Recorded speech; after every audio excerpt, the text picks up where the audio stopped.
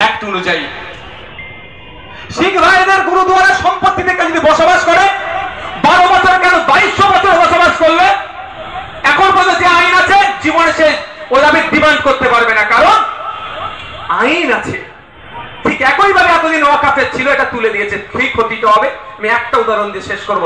আপনারা জানেন পীর গোরাচাঁদ আব্বাসী রহমতুল্লাহ আলাইহির মাজার আছে কোথায় বলো না গো? আরওয়াতে আছে না? 1000 বিঘা ওয়াকাফ সম্পত্তি ছিল, সব সরকার একটু একটু করে খেয়েছে, কেউ বাদ যায়নি। স্বাধীনতার আগে থেকে খাচ্ছে, খেয়ে খেয়ে খেয়ে খেয়ে এই তৃণমূলের আমলে পুরো পুকুর বিক্রি করে দিয়েছে, আর মাত্র 5 বিঘে আছে।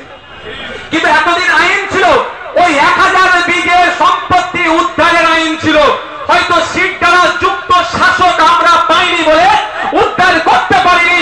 আমরা আশায় আছি একদিন শিখ দ্বারা যুক্ত শাসক আসবে, তার দ্বারাই ওয়াকাফ সম্পত্তিগুলো, দেওয়াত্ব সম্পত্তি যেগুলো বেহাত হয়েছে, গির্জার সম্পত্তি যেগুলো বেহাত হয়েছে, রিফিউজি সম্পত্তি যেগুলো বেহাত হয়েছে, উদ্ধার করে রিফিউজি ভাইদের হাতে তুলে দেবো।